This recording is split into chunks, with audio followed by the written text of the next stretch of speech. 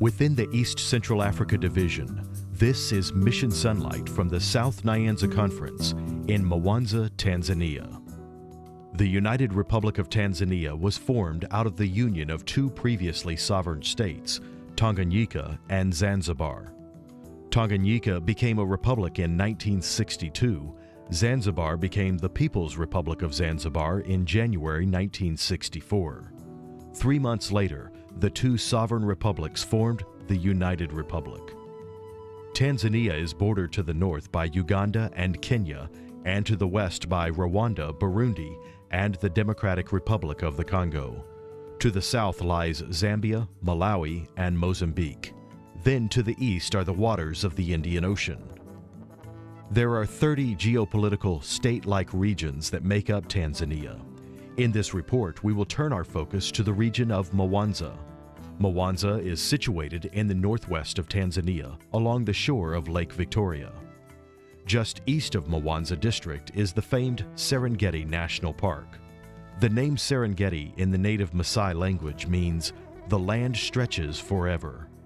It is here that the former U.S. President Theodore Roosevelt spent days hunting and observing the great animals of Central Africa. While the wildlife is something to see by admirers near and afar, the people of this land are the most important sight of all. Now, in this setting, the Seventh-day Adventist Church is seeking to reach the people of East Africa. Tanzania Union is part of the ECD territory.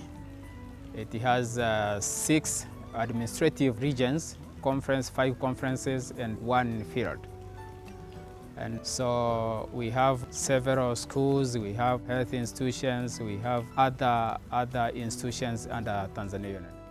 One of the regions of the Union is the South Nyanza Conference, which began in 1912. The focus of evangelism has always been at the forefront of our brothers and sisters working for the people in the Mwanza district. The people here are witnessing through sharing Bible studies and literature with their neighbors and sometimes strangers.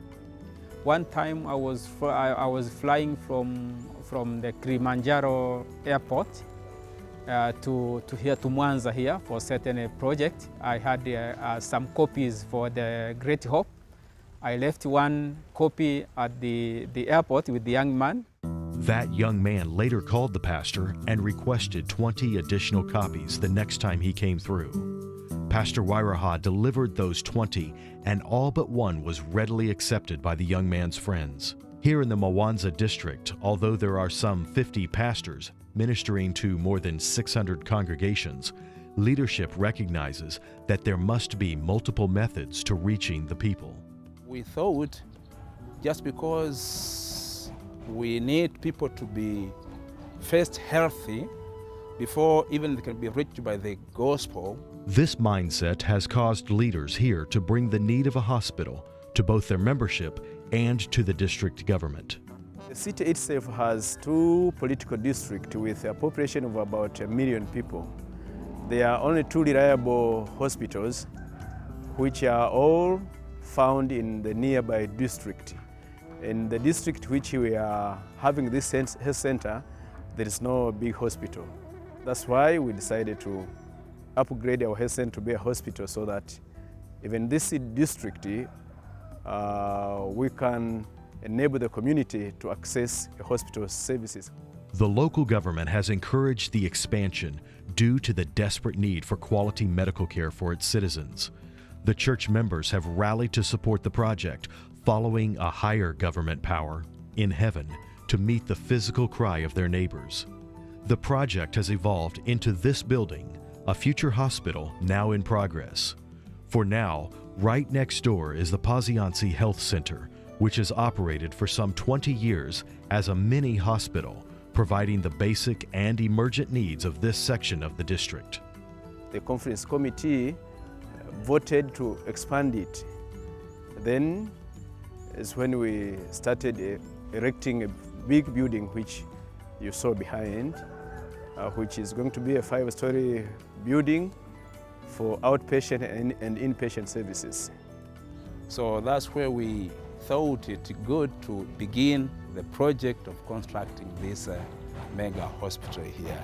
by the power of the Holy Spirit, using the literal, our people, and from their daily activities, we can do the work. So by faith, we decided to begin the project. It took some time to educate members across the conference of the need so far away from where many of them live. But as time has passed, they have become excited about their hospital. It has led to a challenge of sorts between the churches, and contributions have grown quickly. The work of the members is not just about spiritual well-being. We are told that Christ's method was to meet needs as one who desired good for all people. Healing the physical well-being is the method being applied in the South Nyanza district. We have completed about 65% of the project, basically using the church members' contributions. Dr. Cabell emphasizes that no outside agencies have contributed to the project. Only those dollars from the Seventh-day Adventist members have built this hospital.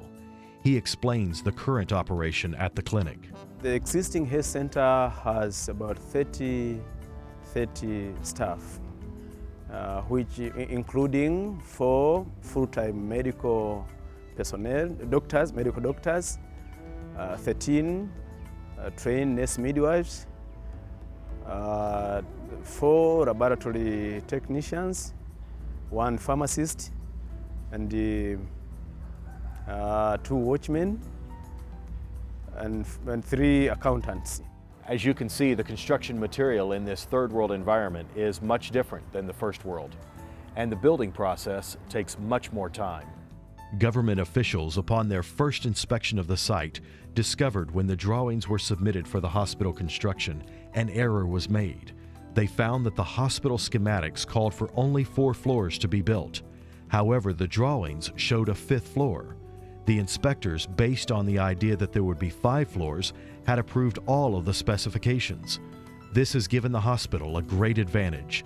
They will now have a floor for training facilities and administration offices. One other unique feature of the hospital building is that it is actually 3 buildings in one, with just a thin partition between the structures. It's new technology for this part of Africa, meant to prevent a total structure collapse in the event of a severe earthquake. The best part of the new hospital isn't its structure, but rather the people around it. The patients anticipate its completion, and the medical personnel are excited about the work that they do every day. Nurse Jacob describes the hospital's most obvious challenge: OB/GYN services. I counsel couples who come for tests for HIV, and also provide health education for mothers concerning breastfeeding. I also provide education on mother-to-child transmission of diseases. Nurse Jacob says that the new hospital will give them an adequate place for admission, for equipment, and for performing proper operations for cesarean deliveries. He is a medical missionary who truly believes in the end result. Once we have a good hospital, we will meet different clients, counseling them and helping them spiritually, mentally, and physically. Once we do that, everything will be okay. Another miracle for the Paziansi Hospital lies inside these 2 containers. Provided by medical caregivers from all over the world and organized by ADRA, these metal boxes are storing hospital beds, wheelchairs, and other basic medical gear. One friend of ours called Marcus Art from Swiss, when he came, he interviewed us to know if we are in need of some medical equipment. Then we talked together. He said, okay, what he can do is to organize his friends who are medical professionals in his homeland, that they can donate some equipment. Finally, he told us that, okay, I have managed to collect some of the equipment. He sent us a list of what he collected. We went through the list and we discovered that they are useful in our place. We arranged for transport, then the containers came. Local patients describe how much this facility means to them. My wife has had medical problems. Other hospitals are quite far away. Because the clinic is here, we do not have far to travel. When the hospital is complete, it will help many more of the people in this particular area. I'm comforted to know how my child is growing. When the doctors and nurses do their physical assessment and teach me how to keep the baby healthy, I feel like the life of my child is protected.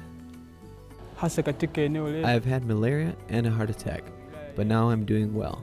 That's why I'm happy to have this clinic here. Leadership anticipates this year's celebration of the 100th anniversary of the South Nyanza Conference will be capped by the opening of the hospital in August 2013.